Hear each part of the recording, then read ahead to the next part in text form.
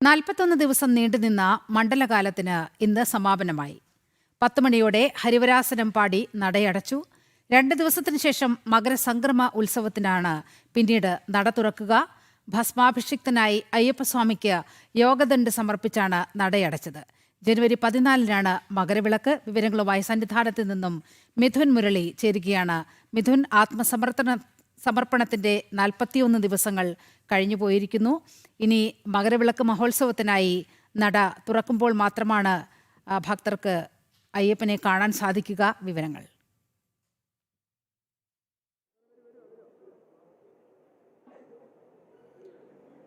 നീലിമ, ആത്മസമർപ്പണത്തിൻ്റെ ഭക്തിയുടെ ആ 41 നാളുകൾ കഴിഞ്ഞതിൻ്റെ ആത്മനിവൃത്തിയോടുകൂടിയാണ് ഭക്തർ മലയിറങ്ങിയത്.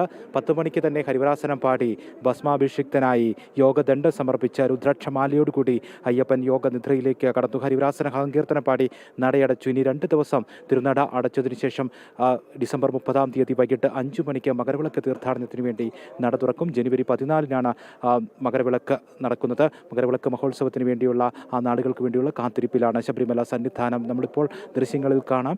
ഈ തീർത്ഥാടന കാലത്ത് ഇടമുറിയാതെ ഭക്തജന പ്രവാഹമുണ്ടായിരുന്ന ശബരിമല സന്നിധാനത്ത് നിന്നും ഭക്തജനങ്ങളെല്ലാം മലയിറങ്ങിയിരിക്കുന്നു. ഭക്തജനങ്ങൾ ഒഴിഞ്ഞ സന്നിധാനത്തിൻ്റെ ആ രാത്രി ഹരിവരാസനം പാടി നടയടച്ചതിന് ശേഷമുള്ള ആ ദൃശ്യങ്ങൾ മുഴുവൻ ഭക്തരും സന്നിധാനത്ത് നിന്ന് മലയിറങ്ങി പമ്പയിലേക്ക് പോകുന്നു. കൊടിമരച്ചുവടും ഫ്ലൈ ഓവറും നടപ്പന്തലും മറ്റിടങ്ങളും സോപാനത്തിന് സമീപവുമെല്ലാം ഭക്തരാൽ തിങ്ങി നിറഞ്ഞ കഴിഞ്ഞ ദിവസം വരെ ഉണ്ടായിരുന്ന ആ കാഴ്ചയ്ക്ക് മാറ്റം. ശാന്തതയുടെ ആ ഒരു യോഗ നിദ്രയിലേക്ക് സന്നിധാനം ഒന്നാകെ മാറുന്ന ആ കാഴ്ചയാണ് ഇപ്പോൾ ഈ 10 മണിക്ക് ശേഷം സന്നിധാനത്ത് നിന്ന് കാണുന്നത്. വലിയ തിരക്ക് അനുഭവപ്പെട്ട ഒരു മണ്ഡലകാലമായിരുന്നു. 36 ലക്ഷത്തോളം ഭക്തർ ഇന്നലെ വരെ ദർശനം നടത്തി. 332 കോടിയാണ് ഇതുവരെയുള്ള വരുമാനം. കഴിഞ്ഞ വർഷത്തേക്കാൾ 35 കോടി രൂപയുടെ വരുമാന വർധനവ് ഇത്തവണ ഉണ്ടായി. 297 കോടിയായിരുന്നു കഴിഞ്ഞ വർഷം വരുമാനം ലഭിച്ചത്. കാണിക്കയായും അരവണ അപ്പം വിൽപ്പനയിലൂടെയും മറ്റ് വരുമാനങ്ങളിലൂടെയൊക്കെ ലഭിച്ചതെങ്കിൽ 35 കോടിയുടെ അധിക വർധനവ് ഉണ്ടായി. ഇത്തവണ 332 കോടിയിലേക്ക് വരുമാന വർധനവ് ഉണ്ടായ ഒരു തീർത്ഥാടന കാലം.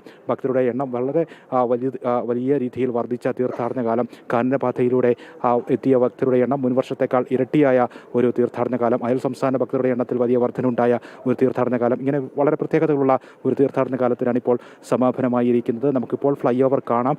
ഒരു നിമിഷം പോലും ഇടമുറിയാതെ ഭക്തജനങ്ങൾ തിങ്ങി നിറഞ്ഞ ആ ഫ്ലൈ ഓവർ ഇപ്പോൾ കാലിയായി ഭക്തജനങ്ങൾ ഇല്ലാതെ അവസ്ഥ. ഭക്തജനങ്ങൾ മലയിറങ്ങി കഴിഞ്ഞപ്പോഴുള്ള ആ കാഴ്ചയാണ് ശബരിമല സന്നിധാനത്ത് നിന്ന് ഈ നിമിഷം കാണുന്നത്. ഇനിയും മകരവിളക്ക് തീർത്ഥാടനത്തിന് വേണ്ടിയുള്ള കാത്തിരിപ്പ്. ജനുവരി 11 മുതൽ 14 വരെയുള്ള ദിവസങ്ങളിൽ വെർച്വൽ ക്യൂ ബുക്കിങ്ങിൽ നിയന്ത്രണം ഏർപ്പെടുത്തിയിട്ടുണ്ട്.